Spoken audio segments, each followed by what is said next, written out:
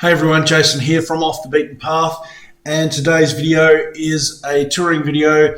We're touring from Walhalla Historic Township, an historic area where you could spend several days exploring a lot of mining history and a lot of historic buildings and a lot of activities to do in the Walhalla historic area outside of four-wheel driving, which is also pretty awesome in that area.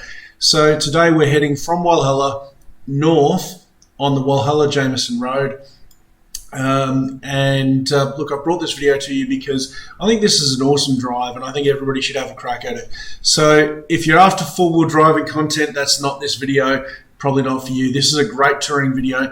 This is a drive where you don't need to get your vehicle out of two-wheel drive unless you take some of the side tracks, but there's a lot of historic places that we get to go through on this trip. Now it's a longish video. That's because this is covering like a seven-hour day driving. It was a pretty long day. We did do a few side trips, not all of which are in this video, but we did do a couple of side trips along the way. So we cover off things like the Thompson Dam, which I hadn't had a good look at before. We head then north past the grave of Kitty Kane and a lot of other historic places, into Aberthaldy, a great little town, which we'll talk more about when we get there, and around to Matlock before heading to Woods Point, home of probably one of the most photographed service stations in the VIC High Country. And then from Woods Point we continue north via Gaffneys Creek through to Jamieson, actually Keventing and then Jamieson.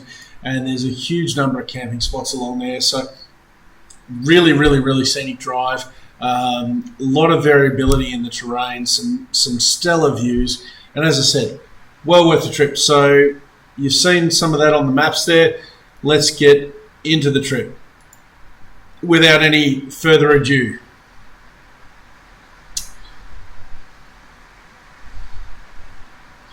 So we picked this up just north of Walhalla because you've seen on a previous video. So the road on the right is Binns Road. Previous video, that's the way we went. We all know what happened down there. We ended up in Burgoyne's track in the McAllister River Gorge area, and yeah, that was a whole nother story. So today we're going left and we're taking the Walhalla Jameson Road. And look, generally speaking, this road is in really good condition. It varies from a gravel to a rocky to a sealed surface. There's your first glimpses of Lake Thompson, formed by the Thompson Dam, one of Melbourne Water's largest water storages. And we'll talk a little bit more about that. You get some cracking views. As you can see, it's not too long here, and we're driving along with a very sort of steep drop off on the left hand side there. At this point though, the track's quite wide. It does get fairly narrow in sections through here, so I guess even though this is not a difficult track to drive, if tracks with big drop offs on them and narrow sections are not your cup of tea, then this one may not be for you. But I think it's well worth the effort for the views that you get to enjoy along the way. It is also pretty windy and twisty, so if you're one of those people that is prone to car sickness, like some of my family members are, taking some medication, if you have medication for that, before embarking on this trip would be well worth it. You can see there just a little bit of a collapse on the side of the track. This was filmed in late December, just before New Year's 2023, so a couple of months ago now, and there had been some heavy rain in the area at the time. As you can see, sections like this, not a lot of room for overtaking at all, but very scenic. I think we're coming up to the section up here where you get some of the best views of Lake Thompson from an elevated sort of location. As you can see, the track here does narrow off fairly quickly, but the bank opens up, and just to the left through that gap in the trees, you do get some really cracking views of Lake Thompson. First time I came across here, there was a camper van and a Jeep parked there, and it was a little bit cozy getting past them, let me tell you. They were coming the other way. So the fact that a camper van's getting up here on this track tells you that, you know, it's really not that difficult. And as I said, it is a long video today because we're covering so much ground. As I said, this trip took 7 or 8 hours. I can't remember exactly, but we started early in the morning and we got home late at night, and we actually started down near Walhalla. Again, you can see this section here, pretty elevated, big drop off on the left hand side, really cool rock face there on the right, but not a lot of room. A little bit rough through here, but nothing that you need particularly high clearance for or anything like that. Still quite an easy drive.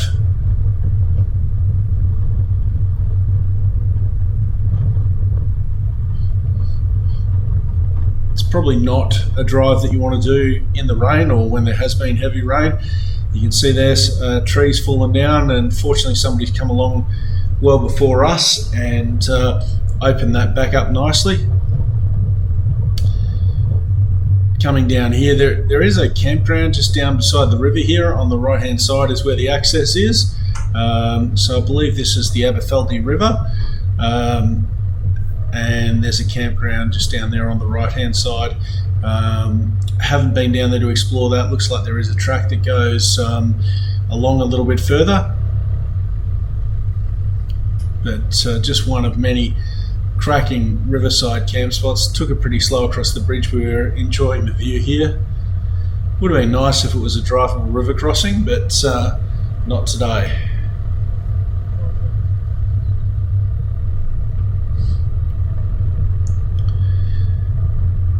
And once you get over that river, you're onto the next sort of range section. And again, the drop-off's now on the other side, still pretty narrow, and you do climb and work your way around the side of the hills here, so still very windy, twisty, but really nice drive. Lots of views out into the distant high country, certainly on days like this where the weather was nice and clear. A lot of those tree ferns just everywhere. And as I said, there had been some recent rain, so everything was really, really green and vibrant when we were coming through. Lots of regrowth.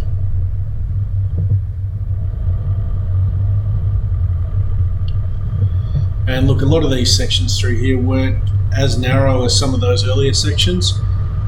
Still not what you'd call a highway, but yeah, just well worth the drive. Does feel fairly remote, and you know, keeping in mind this was a peak time of year, we only saw a few other people on these tracks travelling them. So obviously there was a couple back there at the campground, and that, look, it was around campsites where we tended to see most people, but we only ran into a few actually out driving on this road as well. Look, there's a lot of four-wheel drive tracks in this area, and I guess that's where a lot of people might have been, but I guess what I'm saying is, don't worry too much about what time of year it is. If you're looking to do this drive, you're not going to run into too many people. Occasionally you do though, and as you can see, there's not a lot of room. So hopefully when you run into people, they're as polite and helpful as this guy. He's just come around a corner at the top, and he knows there's room there for us to overtake. So he's actually reversed. He's got some mad reversing skills. He's reversed all this way up. Pretty impressive. I mean, maybe we could have gotten past here, but it would have been tight, and it would have been maybe a little bit hairy. But he's just reversed that GQ. I'm pretty sure it's a GQ. All the way up here until there's room for us to just drive past him, which is pretty awesome.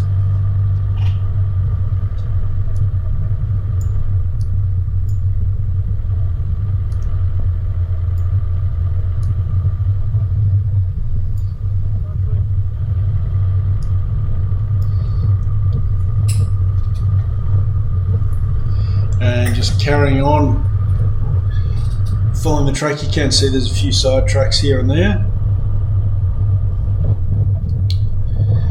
And at this point, we're coming back onto a brief section, I think, of bitumen, and this is the access road down to the Thompson Dam. Now, I have driven this road before, but I'd never been down to the actual Thompson Dam wall previously. I've viewed it from a couple of the viewing areas, so we thought we probably had time today. We thought we'd go down and check it out, and yeah, that's bitumen all the way down.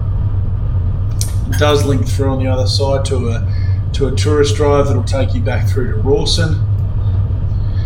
So you could come up through that way and across the dam if you wanted to as well. And yeah, it's not too long at all, a couple of kilometres, and you're down at the dam wall. So the Thompson Dam is a clay core dam with a rock fill embankment, and it has an uncontrolled overflow weir and chute spillway across the Thompson River. So what that means is when it gets to a point, it just starts overflowing. They don't have gates on it to control it. Work started, or construction work started in the early 1970s, and the first phase of that was building a 19-kilometre long tunnel through the Thompson Yarra Divide to allow water from the Thompson River to flow into the Upper Yarra Reservoir. So work on the actual dam, because this reservoir supplies water to Melbourne, so they had to have a way of getting the water through the range to the other side. So work on the actual dam itself commenced in 1976, and the dam and reservoir were ready to be operational by 1983. As you just saw there, a couple of comparisons to Thompson Dam versus Dartmouth Dam storage, which is a little bit closer to home for us. So it is still quite a large dam, maybe not quite as big as Dartmouth, but it's 590 metres long and 166 metres tall, and there is a 7.4 megawatt hydroelectric power plant at the base of the dam as well, which generates electricity from the outflows. Coming across the dam wall, on the left hand side up here, that building looks like it used to be a toilet block. It is no longer in use. It's been decommissioned, so what you need to do if you're looking for those sort of facilities is keep going across the next section of the dam, and there is a reserve area on the right hand side which overlooks the dam, and there's some public toilets available there, and it's also close to a Melbourne Water depot as well. This is one of the overflow chutes just here.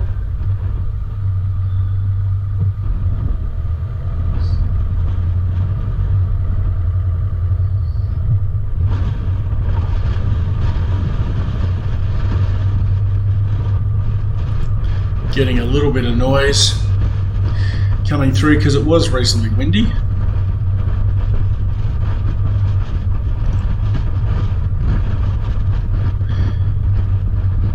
But yeah, you can see just how big Thompson Dam, or Lake Thompson as it's commonly known, actually is. It's quite a decent drive across here, just over half a kilometre as I said. Down the bottom of the dam wall on the left hand side, there's a number of tracks down there that cross it. One, we actually went down there. I don't think I put that footage into this video in the end. We went down and had a look at Beardmore's track down there. We're thinking about coming back that way, but the flow was just up a little bit too high to be tackling that river crossing solo just at the moment, so not for today. That'll be one for another time. So this is the access here up to the rest area and park. So it's literally just 150 metres or so past the western edge of the Thompson Dam.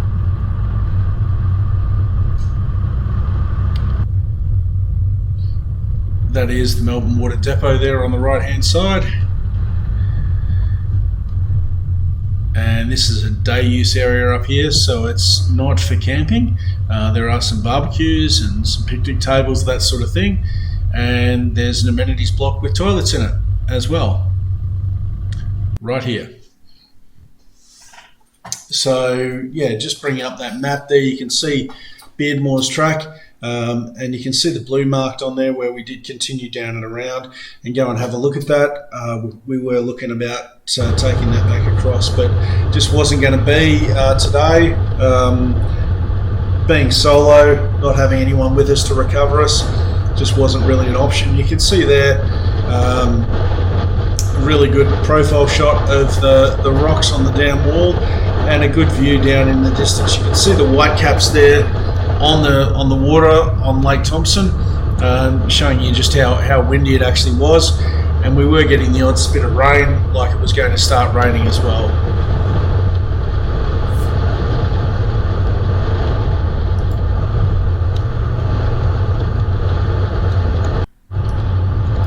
So from here we just made our way back up the bitumen and back onto the road, which very quickly turned back into gravel. Now, one thing we did find along this section of road is that there's a lot of side tracks that leave the road and then quickly rejoin it. They essentially follow the power lines. And of course there's a lot of actual four-wheel drive tracks heading down either side into the valleys. Not something we had time to explore today, but I definitely look forward to coming back to the Walhalla area down the track and doing some four-wheel drive tracks in the area. But this particular trip was just nice. You can see the top Lake Thompson there on the left of frame. Again, just giving you a little bit of a snapshot of just how big it is. We're actually coming up here to one of the best sort of lookout points for viewing Lake Thompson. The water tank there is for firefighting purposes, and from this lookout here you can actually get a view down both sides of, or both arms, the north and south arm of Lake Thompson, or the Thompson Dam. So that view there is looking south back towards the dam wall, and that particular view there is looking north up to the inlet and where the river actually feeds into it. There was a track from here down to the lake foreshore that is currently closed for access. It's management vehicle access only. So from here we're continuing north on the road. Now, the other thing that I found, and I hadn't done a lot of research, as I said, I had driven this track one time before, and it was a really nice drive, and I thought it'd make a great touring video to share this with you guys and maybe encourage a few of you to get out there and explore some of these areas. It's a drive you can definitely do solo. You're not going to have to winch or recover your vehicle or anything, and it is very scenic and well worth the effort. One of the things that I found is there's these historic marker signs everywhere. We lost count of how many there were. I had my young fella Arthur in the car with me, and as it's just come up on the screen there, which is past Donnelly Creek Road, that takes you through to Store Point Hut, which is somewhere I ended up on the Burgoyne's video when I went the other way. If you remember that, that's why I ended up there. So not too far past that, we actually find ourselves coming into the township of Aberfeldy.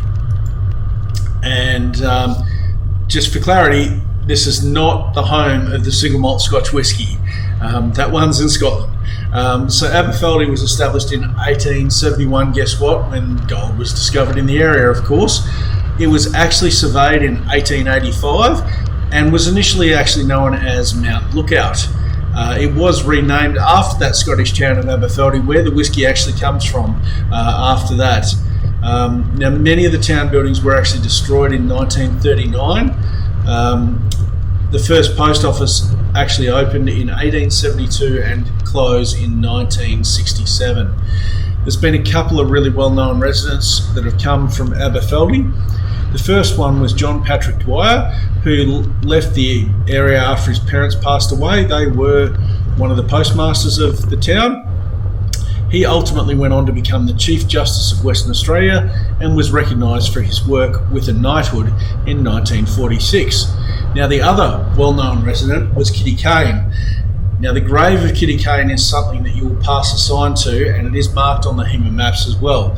Kitty Kane was a former dancer and mining investor who owned a successful roadside tavern, and the legend goes that when Ms. Kane died, her loyal customers decided to carry her coffin to the Aberfeldy Cemetery. However, apparently it became a little bit too heavy for them to make it all the way, and they ended up burying her beside the road. So her grave is one of those historical sites that you can see on the way down. It's a fair way from the township, so I'm not sure how far out of town the cemetery was, but they must have had a long walk ahead of them. So her grave is about 1 kilometre after the Cast Iron Point lookout on the main road there. So, and it is marked on the HEMA maps, as I said. So a little bit of local history on Aberfeldy there for you. And as you can see, the track changes markedly. So that sign there on the right is just one of the many historic marker signs that we see, and it's a sign like that points to the grave of Kitty Kane. This particular one is pointing to an old historic trough. You couldn't see a lot of it, which is why I didn't end up jumping out of the car and really filming it. There wasn't that much to see. It was literally the remains of an old part concrete, part rock trough, but the significance of this was it was one of the water storage areas that was used to water horses that were driving cattle through the area back in the day. I recommend you don't pull all the way in like I did. I didn't know where I was going. It was a little bit tricky to get out. I actually had to reverse back out into this much more open area before trying to turn around. But every couple of kilometres there is one of those historic marker signs along this road. So we did this in a day. You could easily take a couple of days. If you wanted to stop and visit each one of these and read the story, they all seem to have signboards there explaining what they're about. Then you could easily do it in 2 days. As you can see there, we've come through to the intersection with Mount Selma Road on the right hand side there. So Mount Selma Road heads up towards Fiddler's Green, and we'll also take you across to the Jamieson Walhalla Road if you want to, so it's one of the link roads between the two.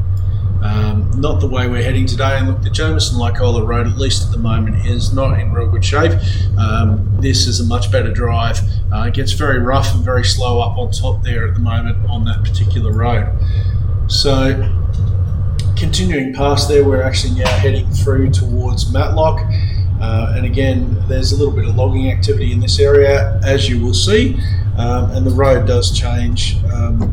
Basically all the way along this road, it's on the side of a hill with a drop off on one side or the other and a embankment on the other.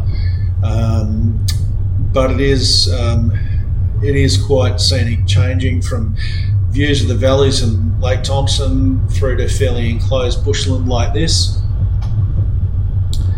And yeah, as I said, well worth the drive in my opinion. It does take a fair while, considering we didn't stop everywhere. So this was another historical marker here, and look, it looked like an interesting hill. So this particular time I elected to follow this one and see what it was about.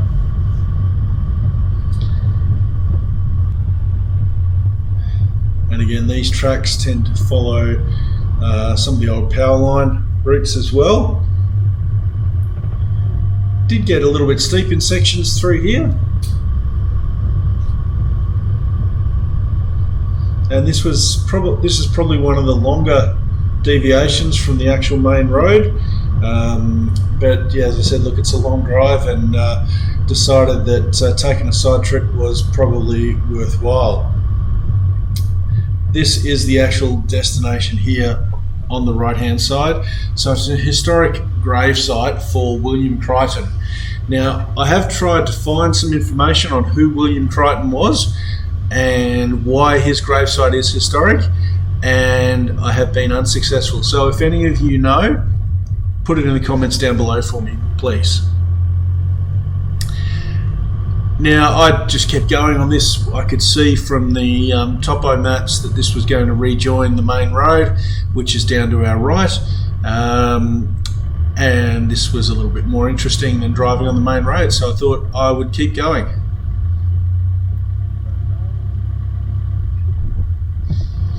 Now, that second hill up ahead, I think that's the one, was reasonably steep.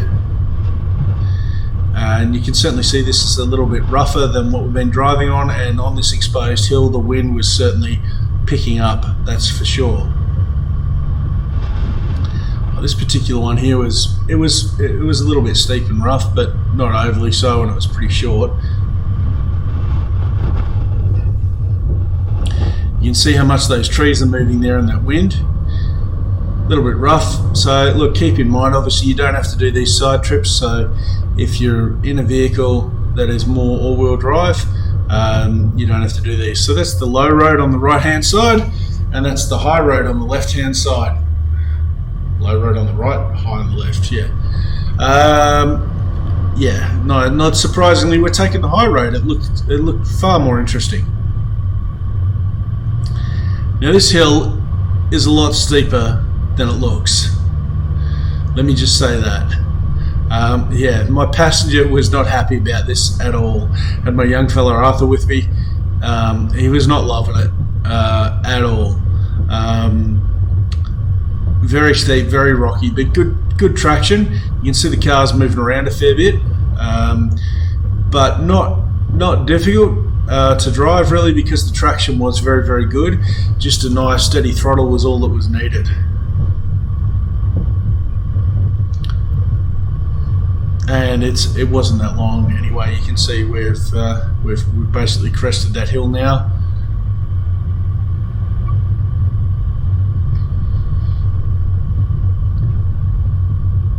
And made our way up to the top here, which has got some cracking views. So a bit of a helipad here by the look of it. I believe this might have actually been the Bald Hill track that we're on. Not 100% sure on that, but I think it may have been the Bald Hill track.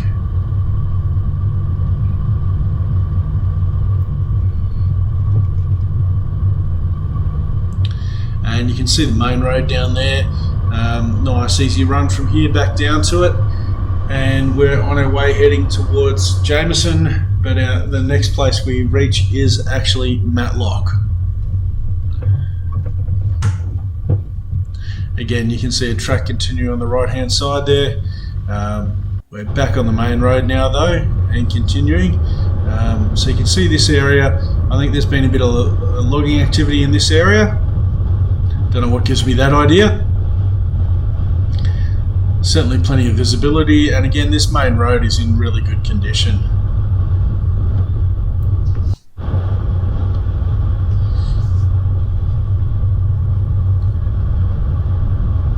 Quite a scenic run through here.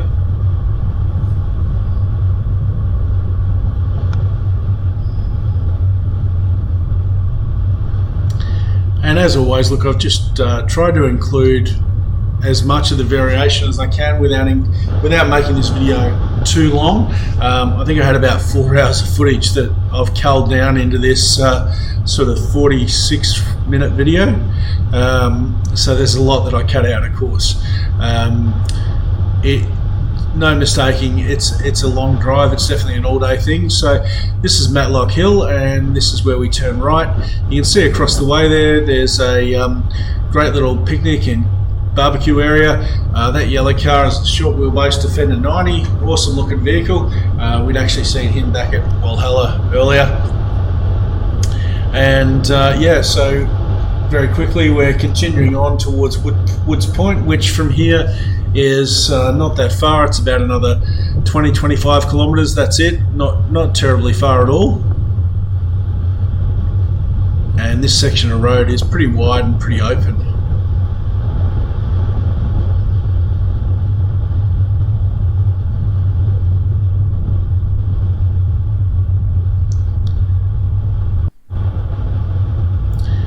And we're not too far out of Woods Point now at this point, so it might surprise you not to know that Woods Point, like a lot of the towns, was established because gold was discovered in the local area.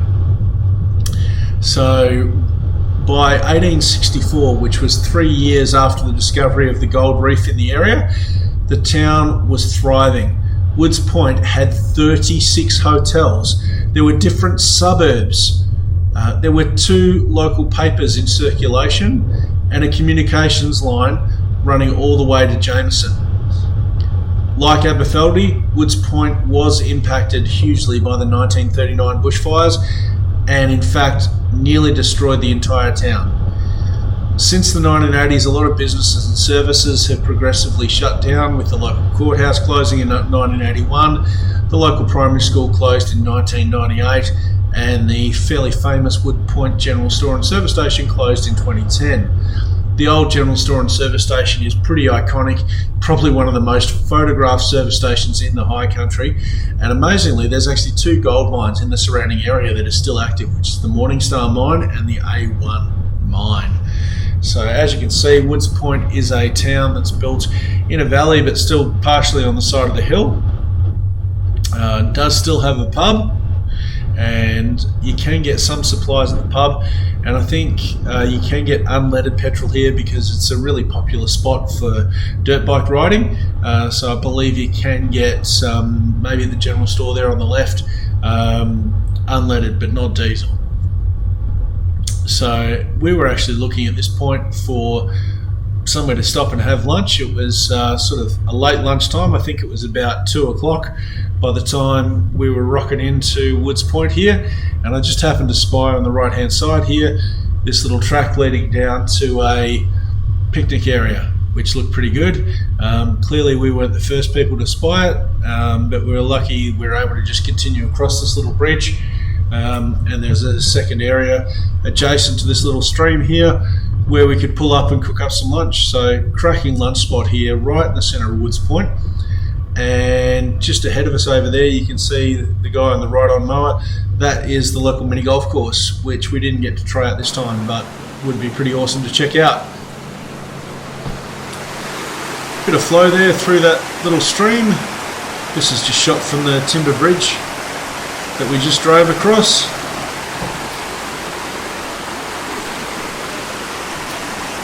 There's no handrails on that bridge, so be careful.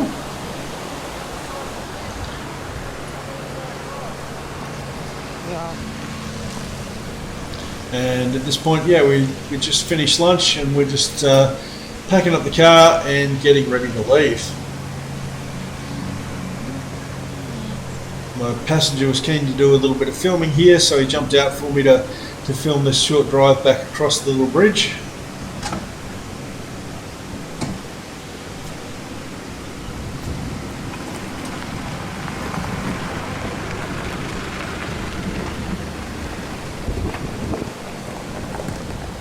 And you can see there's quite a good area in this, and a number of benches here for picnic stops, for lunch stops, what have you. So right in the centre of Woods Point.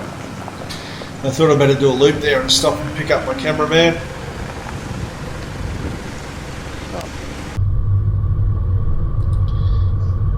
And once again, back on the road, heading out of Woods Point. You don't see telephone boxes very much anymore, but there's one. And just on the right there is the Golden Fleece service station and general store, which is pretty iconic. It's awesome that that's still there. Still got a couple of the old Bowsers in place as well.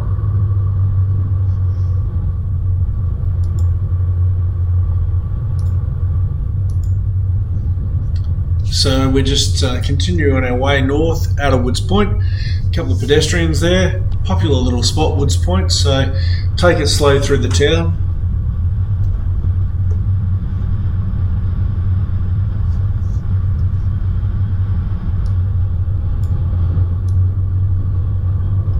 So from Woods Point we head north, and the next little township is Gaffneys Creek. There is a settlement at the A1 mine settlement actually, just near the A1 mine. Of a few houses that are still occupied there, and then Cavington, and then out to Jamieson, which is on the effectively on the shores of Lake Eildon.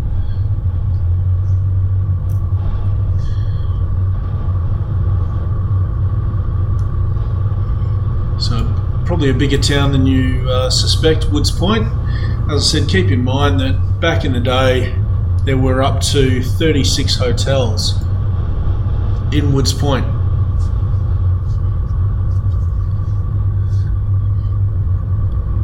And you could probably just make out down on the left there a little campsite area just on the way out of Woods Point, and I'm pretty sure there's another one coming up. Again, this first section of road is sealed, but we very quickly end up going back to the gravel that we've been sort of fairly used to.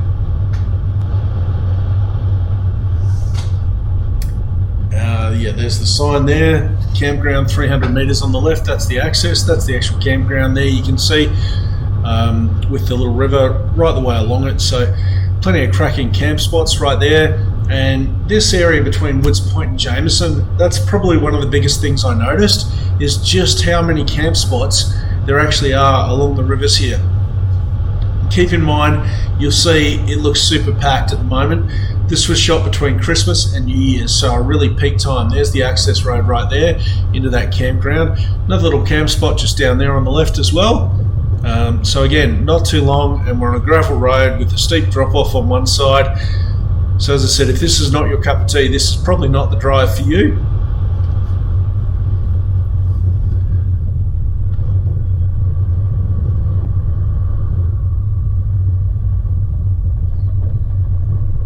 And if you're not into lots of windy road, it's probably not the drive for you either.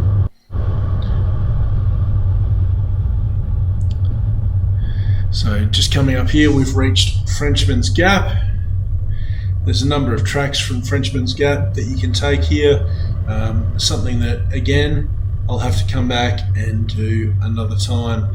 It wasn't something that we had time for today. I was just sort of having a look at those tracks and seeing what they look like.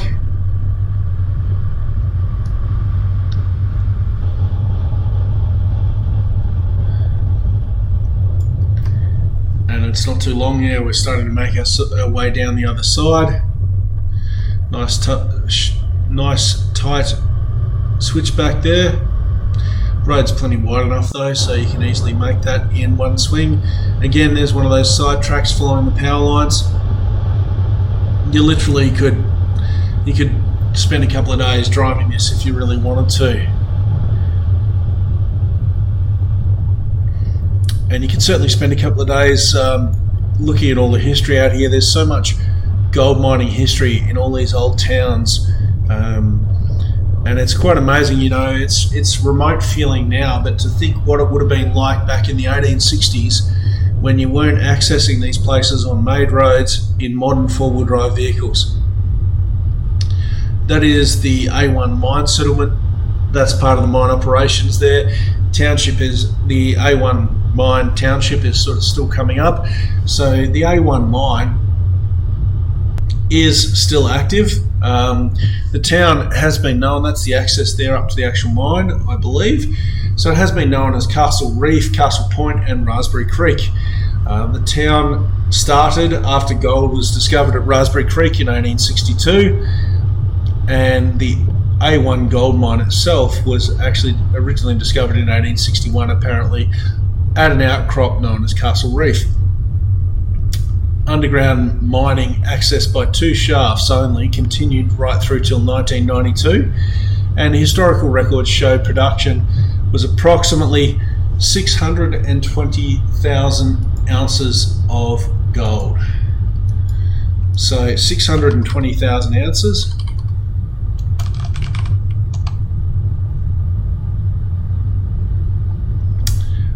Translates to about 17.5 tonnes of gold for the curious. In 2021, Kaiser Reef Limited acquired 100% interest in the A1 gold mine and the Maldron processing plant, which treats the ore from the A1 mine. And ongoing mining is conducted using air leg mining techniques, targeting a high grade 10 grams a tonne ore, so 10 grams of gold per tonne. And the intent is to expand into mechanised mining upon completion of underground exploration. So pretty amazing, active working gold mine in the high country that I actually had no idea was still here, still happening. So right now we're just passing through Gaffneys Creek.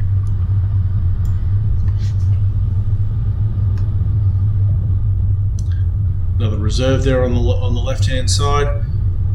So this latter part of the trip is fairly well broken up. I've also been pretty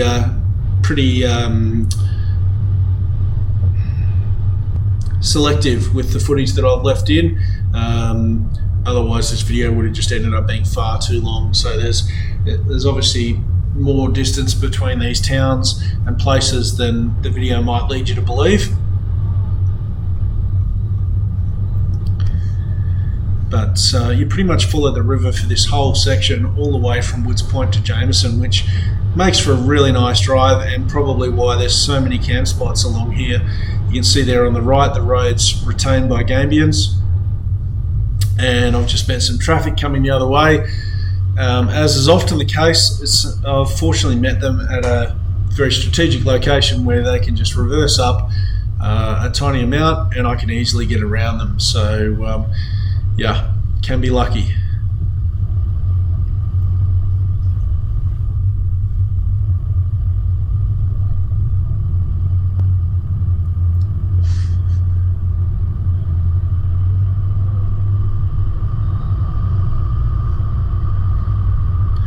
And you can see fairly steep here with lots of work being done to build up those various embankments where the houses are located.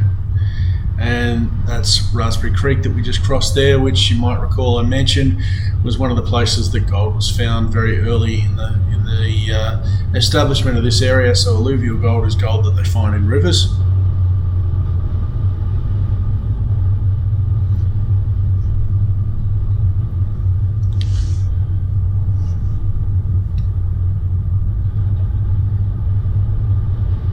And again, you can see a historic marker there pointing to the old stone chimney on the right hand side there. It was getting sort of late in the day and we still had a fair way to go to get home. We started this particular trip early in the morning just south of Walhalla, and I think it was about 6 o'clock at night by the time we got home to Albury. Have been talking about the campgrounds. There's a good example of one on the left. As I said, it looks really busy, and it was. Keep in mind the time of year when I've actually shot this. It's that peak time between Christmas and New Year's.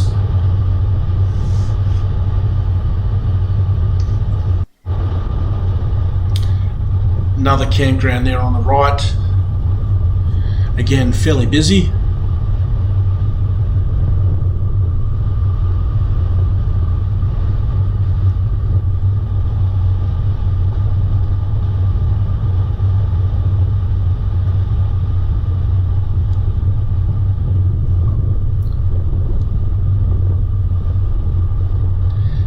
See, as we're getting further out here, the river's getting a little bit bigger than it looked earlier on. And surprise, surprise, yet another campground coming up here on the right hand side.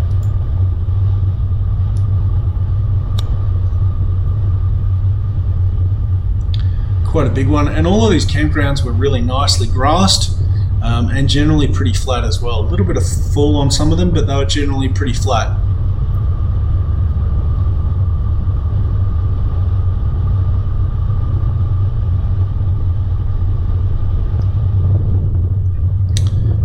Coming up to yet another campground, and I think somebody was just ahead of me and turned in there, so fortunately that dust cleared.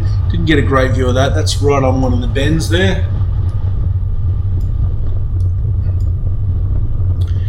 Could have been the Tunnel Bend Reserve Campground. I'm not 100% sure on that.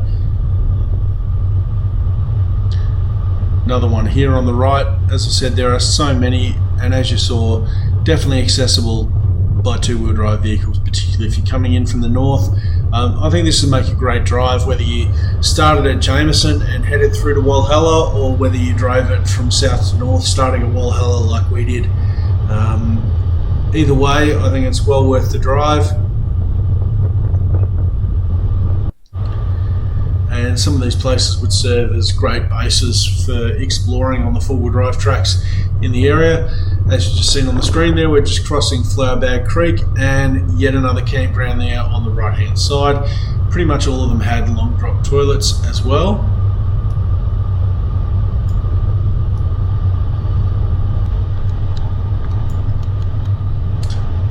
Back onto sealed roads. Now I'm not sure if that's private property. I think on the right hand side where those people are camping, I don't think that's actually a public camping reserve.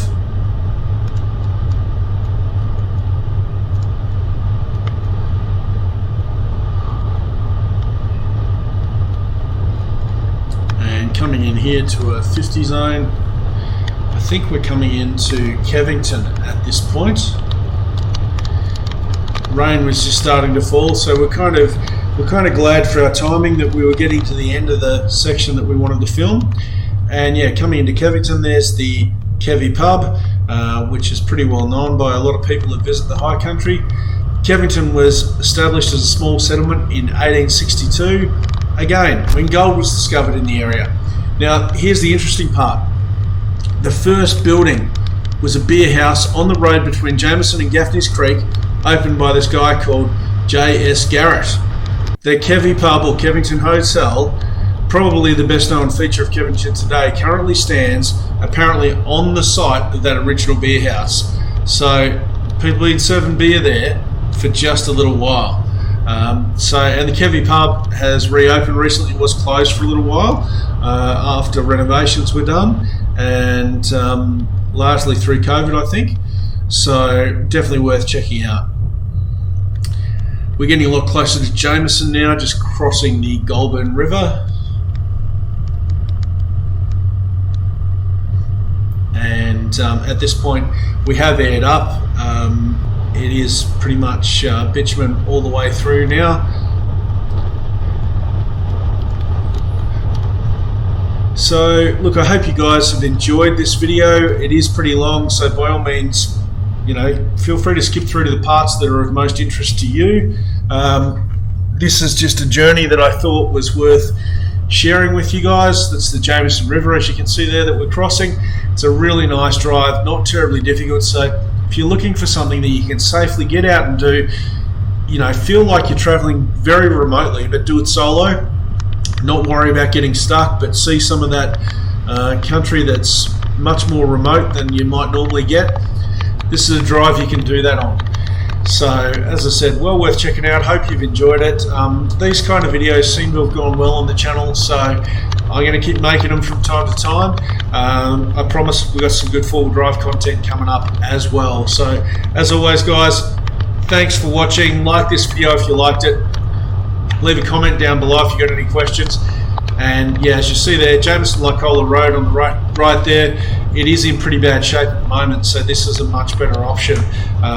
This top section up over the top of the mountain there is really, really rough, really slow.